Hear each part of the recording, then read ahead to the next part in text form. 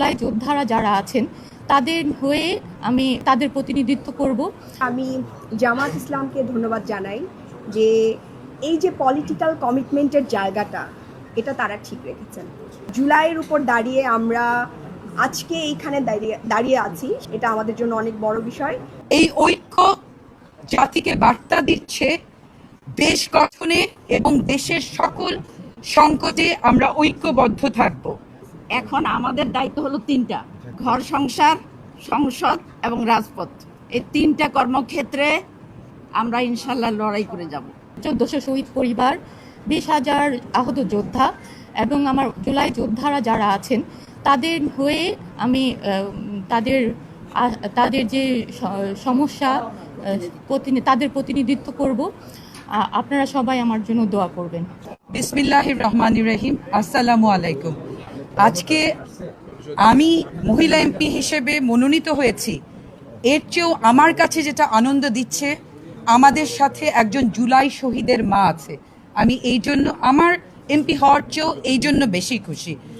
এবং আমি ধন্যবাদ জানাতে চাই জামাতি ইসলামী নেতৃত্বাধীন 11 দলীয় জোটের এই সিদ্ধান্তকে, যারা যেখানে দেশের মানুষ একটা অস্বস্তিকর পরিস্থিতিতে আছে, দ্বিধা বিভক্তি, সেখানে এই 11 দলীয় জোট প্রমাণ করল একটা ঐক্যের এবং ঐক্যের বার্তা দিল।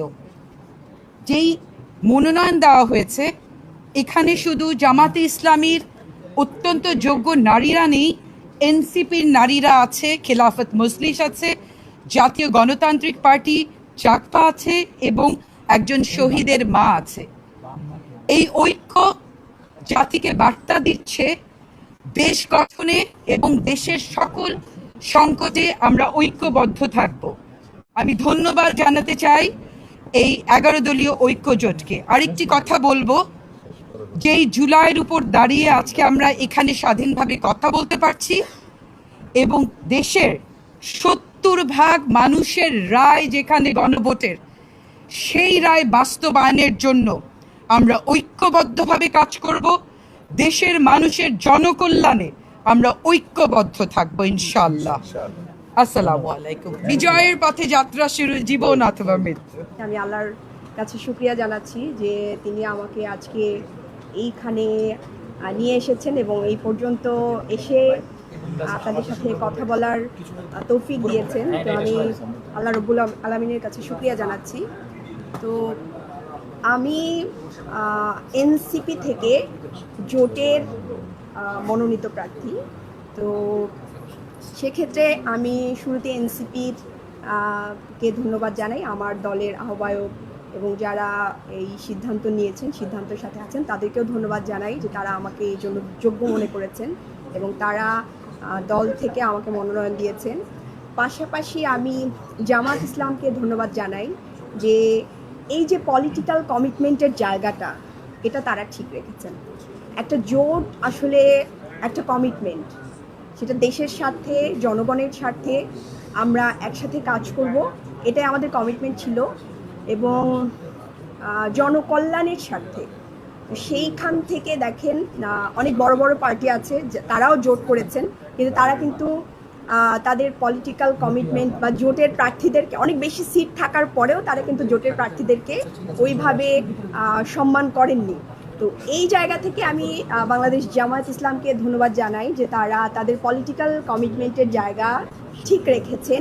পাশাপাশি আমরা আজকে এই জায়গায় দাঁড়িয়ে আছি শুধুমাত্র জুলাইয়ের কারণে এবং এটা জামাত ইসলামী এবং জোটের পক্ষ থেকে সিদ্ধান্ত হয়েছে যে আমরা একজন শহীদ পরিবারের প্রতিনিধিত্ব চাচ্ছিলাম। সেখান থেকে আমাদের সাথে শহীদ পরিবারের একজন প্রতিনিধি আছেন, একজন মা আছেন, শহীদ জাবিরের মা আছেন। এটাও অনেক বড় একটা বিষয়, যেই জুলাইয়ের উপর দাঁড়িয়ে আমরা আজকে এইখানে দাঁড়িয়ে আছি, সেই জুলাইয়ের একজন শহীদের মা আমাদের সাথে আছেন, এটা আমাদের জন্য অনেক বড় বিষয়। তো এই জায়গা থেকে আমরা আশা করি, এবং আমাদের সাথে যেসব আপারা আছেন ওনারা খুবই কোয়ালিটি সম্পন্ন, ওনারা অনেক অভিজ্ঞ এবং রাজনৈতিকভাবে এনারা আমাদের থেকে অনেক বেশি অভিজ্ঞ। আমি আশা করি এই যে জোটের যে নারীদের পথ চলা, এটা খুবই সুন্দর হবে এবং আমরা নারীদের সামাজিক সুরক্ষা, নিরাপত্তা, স্বাস্থ্য, শিশু স্বাস্থ্য, তারপর এই যে আইন প্রণয়নের ক্ষেত্রে যে ভূমিকা রাখা দরকার, এগুলো আমরা ইনশাল্লাহ একসাথে জনকল্যাণ স্বার্থে আমরা করতে পারবো ইনশাল্লাহ। বিপ্লব সাধন করেছেন এবং স্বৈরাচারকে উৎখাত করে আল্লাহ তাআলা স্বাধীন জীবনের সুযোগ করে দিয়েছিলেন আমাদেরকে, এবং 1.5 বছর আমরা সেই সুযোগটা ভোগ করেছি। কিন্তু পরবর্তীতে যে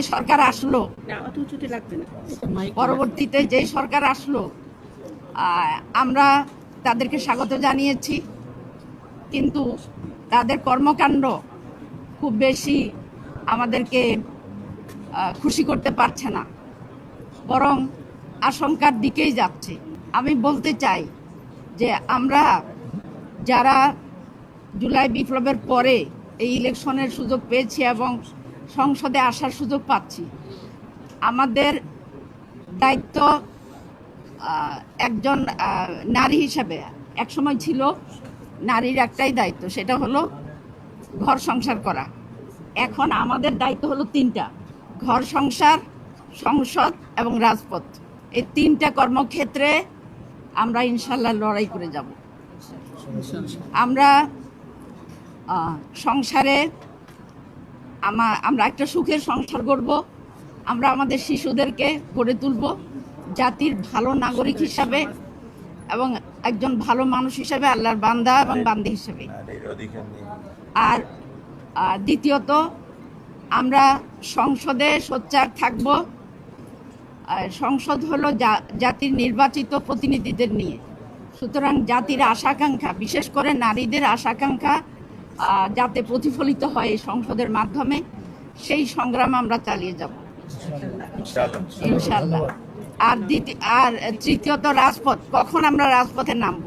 যখন আমরা দেখব যে সংসদের মাধ্যমে আমাদের জাতির আশা পূরণ হচ্ছে না এবং নারীর সম্ভ্রম, মর্যাদা, অধিকার হচ্ছে না, তখন আমরা রাজপথে নামতে বাধ্য হব। কাজেই প্রিয় ভাই এবং বোনেরা, আপনারা আমাদের জন্য দোয়া করবেন, আমাদের পাশে থাকবেন এবং আমাদেরকে সব ধরনের সহযোগিতা করবেন, যাতে করে বাংলাদেশের অর্ধেক জনগণ যে নারী, এই নারীদের অধিকার যদি সুরক্ষা হয়, নারীদের সম্মান যদি সুরক্ষা হয়, তাহলে আমাদের প্রত্যেকের অধিকার সুরক্ষা হবে, প্রত্যেকের পরিবার সুরক্ষিত হবে। আল্লাহ আমাদের সহায় হন। সবাইকে আন্তরিক মোবারকবাদ। আসসালামু আলাইকুম ওয়া রাহমাতুল্লাহ।